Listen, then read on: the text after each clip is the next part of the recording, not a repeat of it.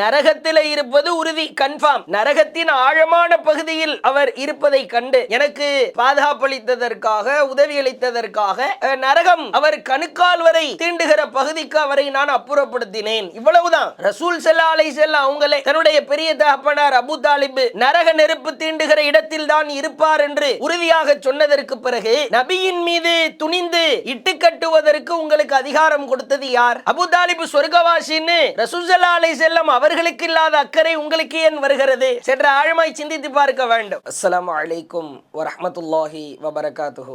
அன்பிற்குரிய எல்லாம் வல்ல ஏக இறைவனின் அடியார்கள, இஸ்லாமிய மார்க்கம் என்பது இறைவனால் அங்கீகரிக்கப்பட்ட மிக பரிசுத்தமான மார்க்கமாக திகழ்கிறது.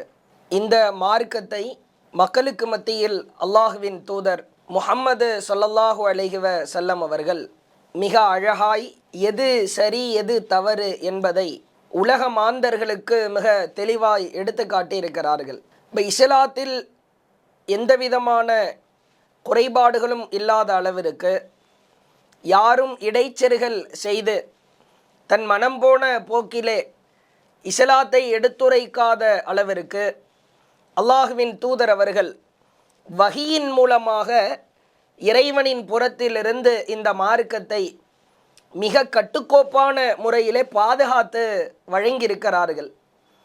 ஆனால் இந்த மார்க்கத்தை வேண்டுமென்றே அல்லாஹுவின் தூதர் அவர்கள் மீது இந்த மார்க்கத்தில் சொல்லப்படாத விஷயங்களை எல்லாம் சுன்னத்துவல் ஜமாத்தை சார்ந்த ஆலிம்கள் போர்வையில் இருக்கிற சிலர் மிக வலுவாய் மக்களுக்கு மத்தியிலே பரப்புவதை பார்க்கிறோம்.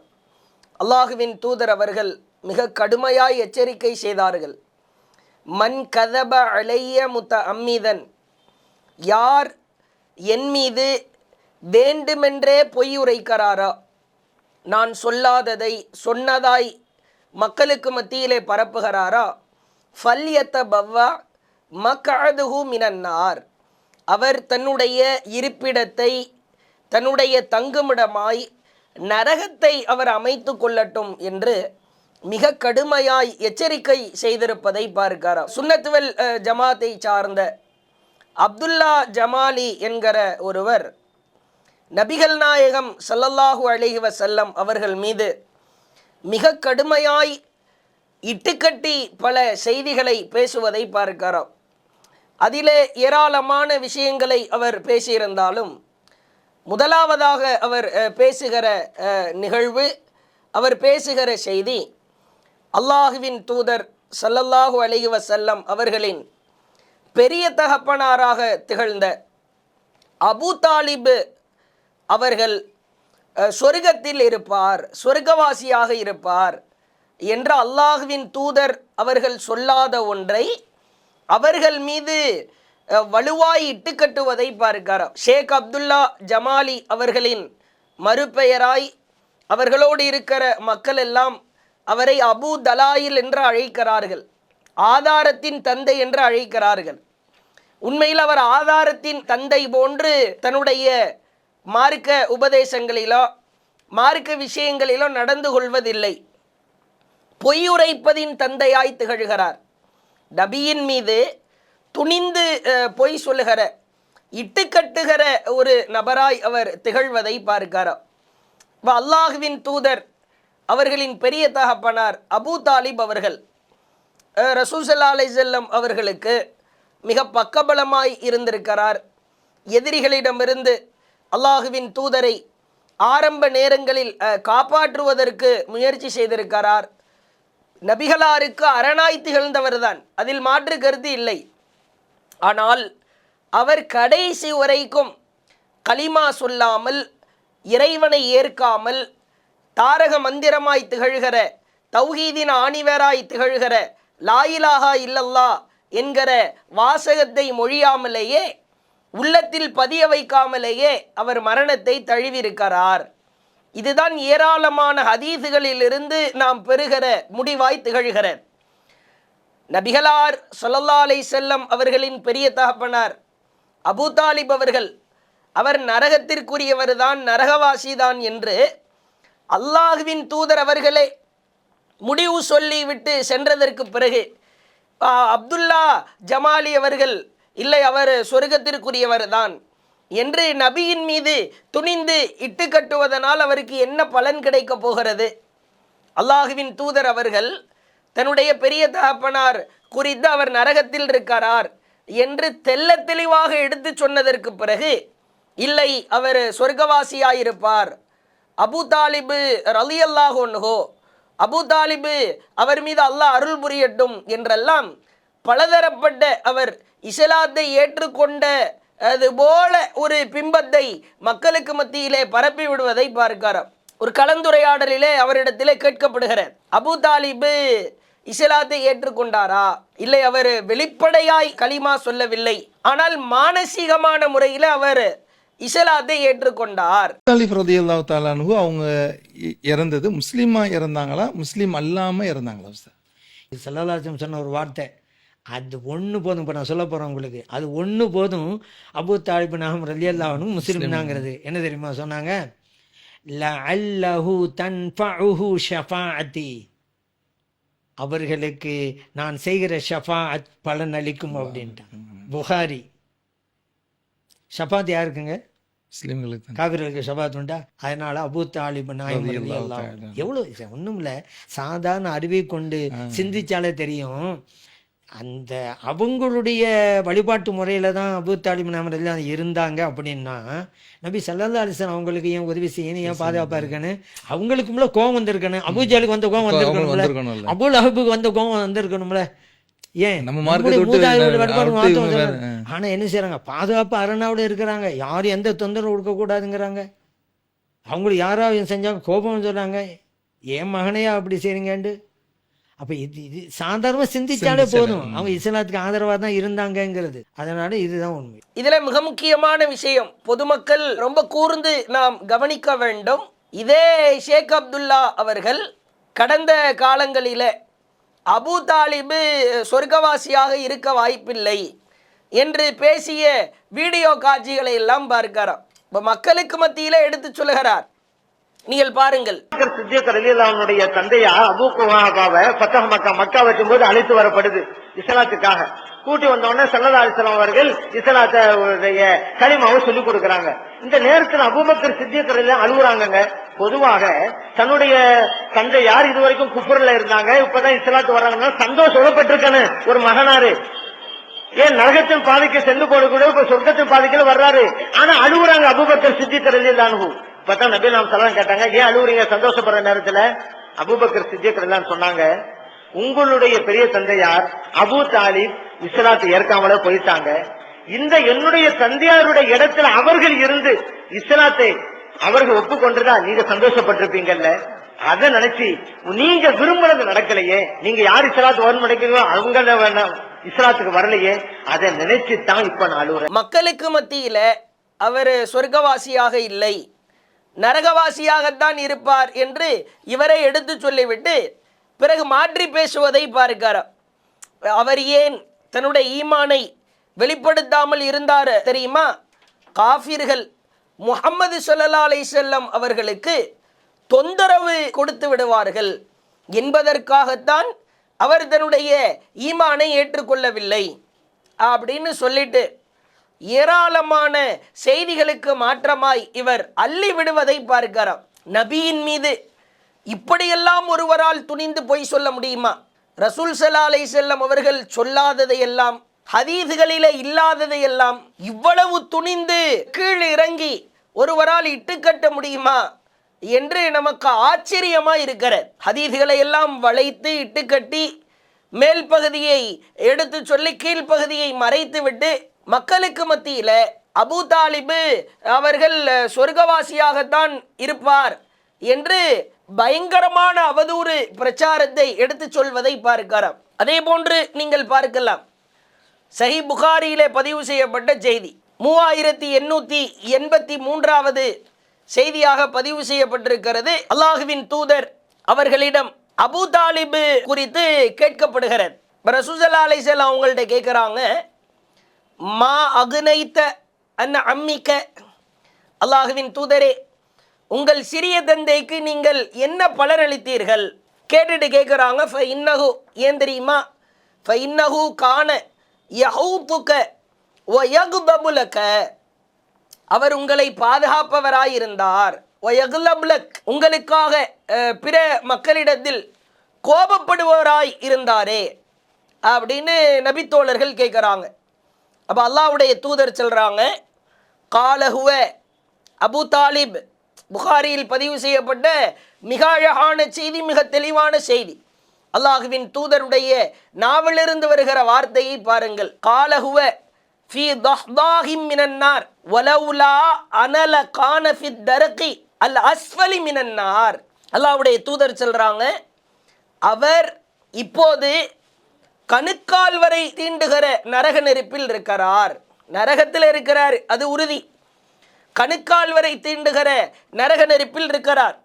நான் மட்டும் இல்லை என்றால், ரசூலுல்லாஹ் சொல்றாங்க, லவ்லா அன, நான் மட்டும் இல்லைன்னா லகான ஃபி தரகி அல் அஸ்ஃபலி மினன் நஹார், அவர் நரகத்தின் அடித்தட்டில் இருந்திருப்பார். அவர் எனக்கு பயனளித்ததற்காகவோ அல்லது எனக்காக கோபப்பட்டதற்காகவோ, நான் அவருக்காக இந்த சிறிய பலனை அளித்த காரணத்தினால் அவர் நரகத்தின் ஆழத்திலிருந்து, நரகத்தின் அடித்தட்டிலிருந்து, நரகத்தின் கொஞ்சம் ஓரத்திலே இருக்கிறார். அல்லாஹுவின் தூதர் சொல்வதை பார்க்கிறார். அப்போ அபூ தாலிபு அவர்கள் நரகத்தில் தான் இருப்பார் என்பதை அல்லாஹுவின் தூதர் அவர்களே சொல்லிவிட்டதற்கு பிறகு நபியின் மீது துணிந்து இட்டு கட்டுவதற்கு உங்களுக்கு எப்படி மனம் வருகிறது? என்னவாக போகிறது? அதே போன்று நீங்கள் பார்க்கலாம், சஹீஹ் முஸ்லிமிலே பார்க்கலாம், அல்லாஹ்வுடைய தூதர் அவங்க சொல்கிறாங்க, அப்பாஸ் ரலியல்லாஹு அவங்க அறிவிக்கிறாங்க, இன்ன அபா தாலிப் கான யஹூதுக வ யன்சுருக. அல்லாஹ்வுடைய தூதரே, யா ரசூலல்லாஹ், அபூ தாலிபு தங்களை பாதுகாப்பவராகவும் தங்களுக்கு உதவி செய்பவராகவும் இருந்தாரே, ஃபஹல் நஃபஹு தாலிக், அது அவருக்கு பயனளித்ததா கேட்குறாங்க. அபூ தாலிபு உங்களை பாதுகாக்கிறவராக இருந்தாங்களே, உங்களுக்கு உதவி செய்கிறவரா இருந்தார், ஆனால் அவர் இஸ்லாத்தில் இல்லையே, அப்போ உங்களை பாதுகாத்ததும் உங்களுக்கு உதவி செஞ்சதும் அவருக்கு பயனளித்ததா? அப்போ ரசூல் ஸல்லல்லாஹு அலைஹி வஸல்லம் சொன்னாங்க, கால நஅம், ஆம். எப்படி பயனளித்தது தெரியுமா? வஜத்துஹு ஃபி கமராத்தி மினன் நார் ஃபஅக்ரஜ்துஹு இலா தஹ்லாஹ், நான் அவரை நரகத்தினுடைய ஒரு ஆழமான, ஒரு பிரதானமான ஒரு பகுதியிலே கண்டேன். உடனே அவரை நரகத்தில் கணுக்கால் வரை தீண்டும் நெருப்பிற்கு அப்புறப்படுத்தினேன். இதான் பயனளிச்சது. நரகத்தில் இருப்பது உறுதி, கன்ஃபார்ம். சஹீஹ் முஸ்லிமிலே 309வது செய்தியாய் பார்க்கிறோம். நரகத்தில் இருப்பது உறுதி. நரகத்தின் ஆழமான பகுதியில் அவர் இருப்பதை கண்டு எனக்கு பாதுகாப்பளித்ததற்காக, உதவியளித்ததற்காக நரகம் அவர் கணுக்கால் வரை தீண்டுகிற பகுதிக்கு அவரை நான் அப்புறப்படுத்தினேன். இவ்வளவுதான். ரசூல் ஸல்லல்லாஹு அலைஹி வஸல்லம் அவங்களே தன்னுடைய பெரிய தகப்பனார் அபூ தாலிபு நரக நெருப்பு தீண்டுகிற இடத்தில் தான் இருப்பார் என்று உறுதியாக சொன்னதற்கு பிறகு நபியின் மீது துணிந்து இட்டுக்கட்டுவதற்கு உங்களுக்கு அதிகாரம் கொடுத்தது யார்? அபூ தாலிபு சொர்க்கவாசின்னு ரசூல் ஸல்லல்லாஹு அலைஹி வஸல்லம் அவர்களுக்கு இல்லாத அக்கறை உங்களுக்கு ஏன் வருகிறது? சற்று ஆழமாய் சிந்தித்து பார்க்க வேண்டும். அதே போன்று நீங்கள் பார்க்கலாம், சுனனுன் நசாயி என்கிற நபிமொழி தொகுப்பில் 1979வது செய்தி. அல்லாஹுவின் தூதர் அவர்களிடம் அலி ரலியல்லாஹு அவங்க சொல்றாங்க, இன்ன அம்மக்க ஷைഖ தால்ல மாத், அல்லாஹுவின் தூதரே, உங்கள் சிறிய தந்தையரான வழிகட்ட முதியவர் இறந்து விட்டார். நபிகளார் ஸல்லல்லாஹு அலைஹி வஸல்லம் அவங்கள்ட்ட சொல்லப்படுற செய்தி, உங்கள் சிறிய தந்தை வழிகட்ட அந்த கிழவர் முதியவர் இறந்துட்டாரே. ரசூலுல்லாஹ் என்ன சொல்லியிருக்கணும்? யாரை பார்த்து நீ வழிகட்டவர்னு சொல்கிற? அவர் வழிகட்டவரா? அவர் சொர்க்கவாசியை பார்த்து நீ வழிகட்டவர் என்கிறாயே. இப்போ அல்லாஹ்வுடைய தூதர் முன்னாடி அபூ தாலிபை பார்த்து வழிகட்டவர் என்று அலி ரலியல்லாஹு அவர்கள் சொன்னதற்கு அலி ரலியல்லாஹு அவர்களை நபிகளார் கண்டித்தார்களா அல்லது ஏற்றுக்கொண்டார்களா? ஆம், அவர் வழிகட்டவர் தான், நீ சொல்றது சரிதான் அப்படின்னு அல்லாஹுவின் தூதரவர்கள் அமைதி காத்தார்களா இல்லையா? அப்போ நபி அவர்களே அபூ தாலிப் அவர்கள் வழிகட்டவர் என்று சொன்னதற்கு பிறகு, சொன்ன சபையிலே அதை ஏற்றுக்கொண்டதற்கு பிறகு, நபியின் மீது துணிந்து இட்டுக்கட்டுவதற்கு உங்களுக்கு அதிகாரம் கொடுத்தது யார்? அதே போன்று நீங்கள் பார்க்கலாம், சுனனுன் நசாயிலே 190வது செய்தி, அலி ரலியல்லாஹு அவங்க தான் அறிவிக்கிறாங்க, அல்லாஹுவின் தூதரே, இன்ன அபா தாலிபு மாத், அபூ தாலிபு இறந்து விட்டார். உடனே அல்லாஹ்வுடைய தூதர் சொல்றாங்க, ஃபவாரிஹி, அவரை புதைப்பீராக, நீ போ அவரை போய் புதைச்சிடு. உன்னை திரும்ப வலியுறுத்தி அலி ரலியல்லாஹு அவங்க ரொம்ப அழுத்தமாக சொல்றாங்க, இன்னஹு மாத்த முஷ்ரிகா, எவ்வளவு தெளிவான வார்த்தை என்று பாருங்கள். அல்லாஹுவின் தூதரே, அவர் இணை கற்பித்த நிலையில் இறந்து விட்டார். ரசூலுல்லாஹ் திரும்பவும் சொல்றாங்க, இது அபு ஃபவாரிஹி, சரிப்பா நீ போ அவரை போய் புதைச்சிடு. அலி ரலியல்லாஹு அவர்கள் சொன்னதை நபி அவர்கள் அப்பீல் செய்திருக்க வேண்டுமா இல்லையா? மறுப்பு தெரிவித்திருக்க வேண்டுமா இல்லையா? அலி ரலியல்லாஹு அவங்க சொல்றாங்க, இன்னஹு மாத்த முஷ்ரிகா, அவர் இணை வைத்த நிலையில் மரணித்து விட்டார். அப்ப ரசூல் ஸல்லல்லாஹு அலைஹி வஸல்லம் அவர்களே, ஆம் அவர் இணை வைத்த நிலையில்தான் மரணித்திருக்கிறார் என்று அழுத்தமாய் சொன்னதற்கு பிறகு, நபியின் மீது நபி சொல்லாததை துணிந்து இட்டுக்கட்டுவதற்கு உங்களுக்கு அதிகாரம் கொடுத்தது யார்? ரசூல்லாவே அபூ தாலிப் அவங்க, அல்லாஹ்வுடைய தூதர் அவர்களே அபூ தாலிப் குறித்து சொல்லுகிற பொழுது அவர் முஷ்ரிக்காக இறந்தார் என்று தெளிவாய் தெரிவிக்கிறார்கள். மக்களிடத்திலே அவதூறையும் நபியின் மீது இட்டுக்கட்டுகிற வேலையையும் நாம் செய்யக்கூடாது தானே? அதே போன்று நீங்கள் பார்க்கலாம், அபூதாவுது என்கிற நபிமொழி தொகுப்பில் அலி ரலியல்லாஹு அவங்க சொல்றாங்க, இன்ன அம்மக்க ஷைக், அல்லாஹ்வுடைய தூதரே, உங்கள் பெரிய தந்தை அவர் அப்பால்ல கது மாத்த, வழிகட்ட முதியவர் இறந்து விட்டார். இந்த செய்தி அபூதாவுது என்கிற நபிமொழி தொகுப்பிலே பதிவு செய்யப்பட்டிருப்பதை பார்க்கிறோம். அதே போன்று நீங்கள் பார்க்கலாம், அல்லாஹ்வுடைய தூதர் அவங்க அபூ தாலிபுக்காக அதிகமான நாட்கள் பாவ மன்னிப்பு தேடியதாகவும், அவர் இஸ்லாத்தை ஏற்காம இறந்து போயிட்டார். இஸ்லாத்தை ஏற்காம இறந்த உடனே பல நாட்களாக அவங்க வெளியே வராமல் இருக்கிறாங்க. உடனே ஜிப்ரீல் அலைஹிஸ்ஸலாம் வந்து அல்லாஹுவின் தூதர் அவர்களுக்கு சொன்னார்கள், ஒமா கானலின் நபி வல்லதீன ஆமனு ஐயஸ்தக்ஃபிரூ லில் முஷ்ரிகீன், இணை கற்பிப்போர் நரகவாசிகள் என்று தெளிவாக தெரிந்ததற்கு பிறகு, நெருங்கிய உறவினராகவே இருந்தாலும் அவங்களுக்காக பாவ மன்னிப்பு தேடக்கூடாது. இந்த வசனத்தை ஓதி காட்டி அவரு இணை கற்பித்திருக்கிறார். ஃபீல் பண்றதுலையோ வருத்தப்படுறதுலையோ பிரயோஜனம் இல்லை. அவர் இணை கற்பித்த நிலையில் இறந்திருக்கிறார். எனவே அவருக்காக நீங்கள் வருத்தப்படக்கூடாது, அவருக்காக நீங்கள் பாவ மன்னிப்பு தேடக்கூடாது என்று அல்லாஹு ஜிப்ரீல் அலைஹிஸ்ஸலாமை அனுப்பி நபி அவர்களை கண்டித்திருக்கிறான் என்கிற செய்தியை பார்க்கிறார். அதே போன்று நீங்கள் பாருங்கள், அபூ தாலிபு அவங்க மரண தருவாயில இருக்கிறார். அப்போ அல்லாஹ்வுடைய தூதர் ஓடோடி போறாங்க. அவருடைய மரண தருவாயிலே இருக்கிற பொழுது அல்லாஹுவின் தூதர் அவர்கள் ஓடோடி சென்று, யா அம், பெரிய தந்தையே, குல் லா இலாஹா இல்லல்லாஹ், லா இலாஹா இல்லல்லாஹ் என்று சொல்லிவிடுங்கள். திரும்ப திரும்ப சொல்லிக்கிட்டே இருக்கிறாங்க. அஷ்ஹது லக்க பிஹா இந்தல்லாஹ், இதை மட்டும் சொல்லிருங்க, அல்லாஹ் கிட்ட உங்களுக்காக நான் மன்றாடுகிறேன், நான் சாட்சி சொல்றேன் அப்படின்னு திரும்ப திரும்ப சொல்லிக்கொண்டே இருக்கிறார்கள்.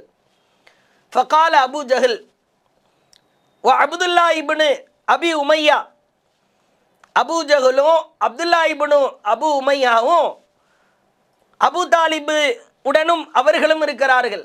ரசூலுல்லாஹ் இருக்கிறாங்க, அபு தாலிபு மரண தருவாயில் இருக்கிறார், அபு ஜஹல் இருக்கிறான், அபு உமையா இருக்கிறான்.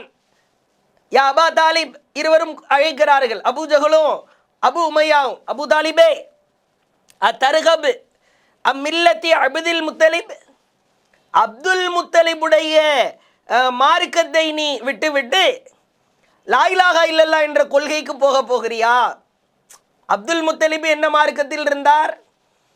அப்துல் முத்தலிபு சிலை வணக்கத்தில் இருந்தார், முஷ்ரிக்காக இருந்தார், மக்கா காஃபிரா இருந்தார். அப்போ அபு ஜஹல் கேட்கிறான், அபு உபையா கேட்கிறான், நீங்கள் அப்துல் முத்தலிபுடைய மார்க்கத்தை விட்டுட்டு முஹம்மது சொன்ன மார்க்கத்தின் பக்கம் செல்ல போகிறாயா? ரசூல்லா விடுற மாதிரி இல்லை. ஃபலம் எசல் ரசூல்லாய் ஸல்லல்லாஹு அலைஹி வஸல்லம், அல்லாஹுவின் தூதரவர்கள் திரும்ப திரும்ப அழுத்துறாங்க, லா இலாஹ இல்லல்லாஹ் மட்டும் சொல்லிடுங்க, நான் மன்றாடுறேன் இறைவன்ட்ட, நான் உங்களை எப்படியாவது காப்பாற்றுகிறேன். அவர் கடைசி வரைக்கும் சொல்லவே இல்லை. பிறகு இறுதியா மா கல்லமகும் கால அபூ தாலிப் ஆகிர மா கல்லமகும் ஹுவ அலா, அபூ தாலிபுடைய இறுதி வார்த்தை அலா மில்லத்தி அப்துல் முத்தலிப், அப்துல் முத்தலிப் எந்த மார்க்கத்தில் இருந்தாரோ அதே மார்க்கத்தில் நான் இருக்கிறேன், அதே மார்க்கத்தில் நான் இறந்து போகிறேன் என்று சொல்லிவிட்டு அவர் இறந்தார் என்கிற செய்தி சஹீஹ் புகாரியில் 1360வது செய்தியாக பார்க்கிறோம். நீங்கள் பாருங்கள், ரசூல் ஸல்லல்லாஹு அலைஹி வஸல்லம் அவர்களின் செய்தியில் எவ்வளவு துணிந்து இட்டு கட்டுகிறார் என்று பாருங்கள். அப்துல் முத்தலிப் மார்க்கத்தை விட்டு நீ போயிருவியா அப்படின்னு அபூஜஹல் கேட்கிறார். இப்போ இவர் சொல்றார், இந்த அப்துல்லா ஜமாலி என்பவர் சொல்லுகிறார், அப்துல் முத்தலிப் எந்த மார்க்கத்தில் இருந்தார் தெரியுமா? அவர் தௌஹீதில் இருந்தார். எவ்வளவு ஒரு வடிகட்டின ஒரு பொய் என்று பாருங்கள். அப்துல் முத்தலிப் என்ன சிலை வணக்கத்திலா இருந்தார்? நீங்க அவர் பேசுறத பாருங்க, முன்னுக்கு பின் முரணா. அட செய்தியில் தெளிவாக இருக்கிறது. ஒரு குழந்தை இந்த செய்தியை படிச்சா கூட அழகாய் புரியும். அபூஜஹல் கேட்கிறான், லா இலாஹ இல்லல்லாஹ் சொல்ல போறியா வெசஸ் அப்துல் முத்தலிப் மார்க்கத்துக்கு போக போறியா? இதுவா அதுவா? ரெண்டு தான். அப்துல் முத்தலிப் மார்க்கத்திலே நான் செத்து போயிடுறேன் என்று அபூ தாலிப் இறந்து போனார். இவர் சொல்றாரு, அப்துல் முத்தலிப் மார்க்கம் எது தெரியுமா? அது பியூரான தௌஹீது, அது ஏகத்துவம். இந்த மக்கள் உங்களை அப்படியே முழுசா நம்பிடுவாங்கன்னு நினைக்கிறீங்களா? எப்படி இவ்வளவு துணிந்து உங்களால் பொய் சொல்ல முடிகிறது? அட அப்துல் முத்தலிப் தௌஹீதில் இருந்தார், ஏகத்துவத்தில் இருந்தார் என்று எங்க இருக்கிறது? அப்ப எதுக்கு அபூஜஹல் அப்துல் முத்தலிப் மார்க்கத்தில் விட்டு நீ போக போறியா நீ ஏன் கேட்கணும்? அவரு அப்துல் முத்தலிப் உங்க பேச்சுக்கு தௌஹீதில் இருந்தார், ஈமானை ஏற்றுக்கொண்டார் என்று வைத்துக் கொள்வோம். அப்ப அபூஜஹல் அந்த மார்க்கத்தை விட்டு அப்துல் முத்தலிப் மார்க்கத்தை விட்டு நீங்கள் போக போகிறீர்களா என்று ஏனப்பா கேட்கணும்? வேற ஒரு ஆளை வச்சு தானே கேட்டிருக்கணும், அல்லது சிலை பெயர்களை வைத்தாவது கேட்டிருக்க வேண்டுமா இல்லையா? ஒரு செய்தியை வாசிக்கிறார், இதுல கேள்வி கேட்கிறவர் அப்படியே உட்கார்ந்து தலையாட்டி கொண்டிருப்பதை பார்க்கிறோம். இல்லை கேள்வி கேட்கிற உங்களுக்காவது கொஞ்சமேனும் உரைக்கவில்லையா? இப்படி முன்னுக்கு பின் முரணா ஒரே செய்தியில லா இலாஹ இல்லல்லாஹ்வா அப்துல் முத்தலிப் மார்க்கமான்றதுல லா இலாஹ இல்லல்லாஹ் வேணாம், அப்துல் முத்தலிப் மார்க்கம் தான் வேணும் என்று சொல்லிவிட்டு ஒருவர் பச்சையாய் அவர் இணை வைத்த நிலையில் இறந்திருக்கிறார் என்பது தெளிவாக தெரிந்ததற்கு பிறகு அபூ தாலிப் இஸ்லாத்தை ஏற்றுக்கொண்டார், அவர் முஸ்லிமாக இறந்தார் என்று துணிந்து பொய் சொல்வதற்கு உங்களுக்கு எப்படி மனம் வருகிறது? அதே போன்று நீங்கள் பார்க்கலாம், அப்துல் முத்தலிப் அவர் தௌஹீதில் இருந்தார், அவர் ஏகத்துவத்தில் இருந்தார், அப்துல் முத்தலிப் மார்க்கத்தில் அபூ தாலிப் இருந்தார், எனவே அவரும் அப்படி கத்தா துணிச்சலா இருந்தார் அப்படின்றதுக்கு ஒரு ஆதாரத்தை காட்டுகிறார். அப்துல் முத்தலிப் தௌஹீதில் இருந்தார் என்பதற்கு என்ன ஆதாரமா? ரசூல் ஸல்லல்லாஹு அலைஹி வஸல்லம் அவர்கள் மக்களுக்கு மத்தியில் துணிச்சலா உறுதியா சொன்ன வாசகத்தை எடுத்து சொல்லுகிறார். அன நபி லா கதீப், நான் தான் நபி, நான் பொய்யன் அல்ல அப்படின்னு ரசூலுல்லாஹ் சொல்லிட்டு, நான் அப்துல் முத்தலிபுடைய பேரன் அப்படின்னு அல்லாஹ்வுடைய தூதர் சொன்னதா சொல்றார். எந்த இடத்தில் சொன்னார்கள் தெரியுமா? ஏகத்துவ கொள்கையை தௌஹீதை மக்களுக்கு மத்தியிலே பறைசாற்றுகிற இடத்திலே சொன்னார்கள். எனவே அப்துல் முத்தலிப் தௌஹீத் கொள்கையில இருந்தாரு, நான் நபின்னு சொல்லிட்டு நான் அப்துல் முத்தலிபுடைய பேரன்னு ரசூலுல்லாஹ் சொல்றதுனால அப்துல் முத்தலிப் தௌஹீதில் இல்லாமல் இருந்திருந்தால் சொல்லியிருப்பார்களா? சிலை வணக்கத்தில் இருந்திருந்தால் சொல்லியிருப்பார்களா? இதுவெல்லாம் ஒரு வாதமா? மக்களுக்கு மத்தியிலே எடுத்து சொல்லுகிற ஒரு செயலா இதுவெல்லாம்? இப்ராஹிம் அலைஹிஸ்ஸலாம் கூட தான் யா அபத்தி அப்படின்னு அழைத்தார்கள். குர்ஆனில் அல்லாஹ் எடுத்து சொல்லுகிறான், எனது அருமை தந்தையே, பாசத்திற்குரிய தந்தையே, செல்ல தந்தையே என்று அழைத்தார்கள். அழைச்சிட்டு தான் சொன்னாங்க, லா தஅபுதி ஷைத்தான். இப்ராஹிம் நபியை பார்த்தீர்களா, எனது அருமை தந்தையே என்று அழைத்து விட்டார்கள். எனவே அவரது தந்தை தௌஹீத்வாதி. இது ஒரு அடையாளமா? ஆனால் ஒரு ஆளுடைய மகன், ஒரு ஆளுடைய பேரன், இன்னாருடைய மகன், இன்னாருடைய பேரன் என்று சொன்ன காரணத்திற்காக அந்த இன்னார் தௌஹீத்வாதியாக ஆகிவிடுவாரா? நான் இன்னாருடைய மகன் என்கிறேன், இன்னாருடைய பேரப்பிள்ளை என்கிறேன், அதனால் அவர் தௌஹீத்வாதின்றதுக்கு என்ன அடையாளம்? இது உலகத்திலேயே இல்லாத பாயிண்டாக வல்லவா இருக்கிறது. யாருமே அதை ஏற்க மாட்டார்களே. இஸ்லாத்தை ஏற்று ஒருவர் வருகிறார், அவருடைய தந்தை இஸ்லாத்தை ஏற்கவில்லை, இன்னாருடைய மகன் என்று தான் சொல்ல முடியும். நான் இன்னாருடைய பேரன் என்று ஏன் சொன்னார்கள்? இன்னாருடைய பேரன் என்று சொன்னதற்கான காரணம் அவங்களுடைய பேரன், அப்துல் முத்தலிபுடைய பேரன், அப்துல்லாவுடைய மகன், ஆமினாவுடைய மகன் என்று சொன்ன காரணத்திற்காகவெல்லாம் அவர் தௌஹீத்வாதியாக இருப்பார் என்பதை இதை ஏற்கவே முடியாது. நீங்கள் என்ன செய்யணும்?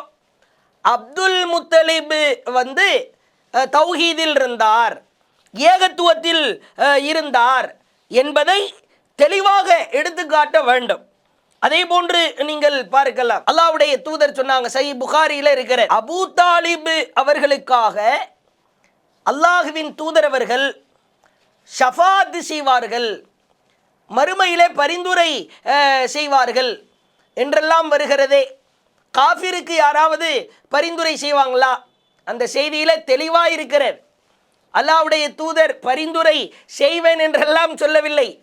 நான் செய்த பரிந்துரையின் காரணமாக நரகத்தின் ஆழத்தில் இல்லாமல் நரக நெருப்பின் ஓரமாக இருக்கிறார். முடிஞ்சு போச்சு, அவ்வளவுதான். அல்லாஹ்ட்ட நான் கேட்டதுனால, மன்றாடுறதுனால அல்லாஹ் பாவத்தை மன்னிக்கல, நரகத்திலிருந்து ரிலீஸ் பண்ணல, வெளியே கொண்டு வரல, நரகத்தின் ஓரமாய் வைத்திருக்கிறான். அப்போ மக்களை ஏமாற்றி, அப்பாவி மக்களை, சாதாரணமான மக்களை ஹதீஸை எடுத்து படிக்க மாட்டார்கள், புகாரி முஸ்லிமை எல்லாம் எடுத்து பார்க்க மாட்டாங்க. நீங்கள் யோசிச்சு பாருங்க, இவர் சர்வசாதாரணமாக புகாரியில் முஸ்லீமில் இருக்கிற செய்தியவே இருட்டடிப்பு செஞ்சு இட்டு கட்டி அதையும் ஒருத்தரை உட்கார வச்சு ஒரு கேள்வி பதில் நிகழ்ச்சி மாதிரி பேசி மக்களுக்கு மத்தியில் குழப்பத்தை ஏற்படுத்துகிறார் என்று சொன்னால், நபியின் மீது துணிந்து இவர் எவ்வளவு வேண்டுமானாலும் இட்டுக்கட்டுவார் என்பதற்கான சான்று தெளிவாய் நாம் புரிந்து கொள்ள வேண்டும். அல்லாஹுவின் தூதர் அவர்கள் மிக தெளிவாய் சொன்னதுதான் மார்க்கம். அட அல்லாஹ்வுடைய தூதரே, தன் பெரிய தகப்பனார் அபூ தாலிப் நரகத்தில் இருக்கிறார், வழிகட்டி விட்டார், முஷ்ரிக்காக இருக்கிறார் என்று சொன்னதற்கு பிறகு அவங்களுக்கு இல்லாத அக்கறை உங்களுக்கு ஏன் வந்தது? உண்மையிலேயே ரசூல் ஸல்லல்லாஹு அலைஹி வஸல்லம் அவர்களுக்கு தான் அதிகமான அக்கறை இருந்திருக்க வேண்டும். இப்போ ரசூலுல்லாவே அபூ தாலிபை நரகவாசி என்று சொன்னதற்கு பிறகு அவரை சொர்க்கவாசி ஆக்குவதற்கு நீங்கள் போராடுகிறீர்களே, என்ன காரணம்? இதைத்தான் அல்லாஹ்வின் தூதர் வன்மையாய் கண்டித்தார்கள். மன் கதப அலைய முத்தஅம்மிதா, என் மீது வேண்டுமென்றே துணிந்து பொய் உரைக்கிறானோ அவன் தன்னுடைய தங்குமிடத்தை மக்அதுஹு மினன்னார், நரகத்திலே அமைத்து கொள்ளட்டும். இது போன்ற ஆலிம்கள் போர்வையில் இருக்கிற இவர்கள் மக்களுக்கு மத்தியிலே தங்கள் சிந்தனையில் என்ன இருக்கிறதா, என்னவெல்லாம் இட்டுக்கட்டப்பட்ட செய்திகளாக இருக்கிறதா, குப்பையாக இருக்கிறதா, அதையெல்லாம் எடுத்து கொண்டு போய் அப்பாவி மக்கள்கிட்ட கொண்டு போய் சேர்த்துறணும். குரான்லையோ தெளிவான ஆதாரபூர்வமான ஹதீஸ்கள்லையோ என்ன இருக்கிறதோ அதையெல்லாம் மேலே மறைச்சி கீழே மறைச்சி இருட்டடிப்பு செஞ்சு அதை ஏற்கக்கூடாது. சிந்தனையில் கோளாறு இருக்கிறது. நபிகளார் ஸல்லல்லாஹு அலைஹி வஸல்லம் அவர்கள் மிக தெளிவாய் சொன்னார்கள். அவர்களின் பெரிய தகப்பனார் கலிமாவை ஏற்கவில்லை. அப்துல் முத்தலிப் மார்க்கத்திலேயே அபூ தாலிப் இறந்து விட்டார். அப்துல் முத்தலிபுடைய மார்க்கம் அது முஷ்ரிக்கான இணை வைப்பு கொள்கையில் இருந்த மக்கா காஃபிர்களின் கொள்கையாய் அந்த மார்க்கம் இருந்தது. அதிலேயே அபூ தாலிபு இறந்து விட்டார். அபூ தாலிபு நரகத்தில் இருக்கிறார். நரகத்தின் ஆழத்தில் இல்லாவிட்டாலும் நரகத்தில் தான் இருக்கிறார் என்பதுதான் அல்லாஹுவின் தூதர் முஹம்மது ஸல்லல்லாஹு அலைஹி வஸல்லம் அவர்கள் நமக்கு எடுத்துரைக்கிற மிக தெளிவான செய்தியாக இருக்கிறது. இது போன்ற வழிகட்ட பரையலவி சிந்தனை கொண்ட குழப்பவாதிகளிடமிருந்து அல்லாஹு நம் அனைவரையும் காப்பாற்ற போதுமானவன். நபியின் மீது துணிந்து இட்டு கட்டுகிற இது போன்ற நபர்களை இனம் கண்டு கொள்வோம், அடையாளம் கண்டு கொள்வோம் என்று கூறி நிறைவு செய்கிறோம். அஸ்ஸலாமு அலைக்கும் வரஹ்மத்துல்லாஹி வபரகாத்துஹு. அல்லாஹு அக்பர், அல்லாஹு அக்பர்.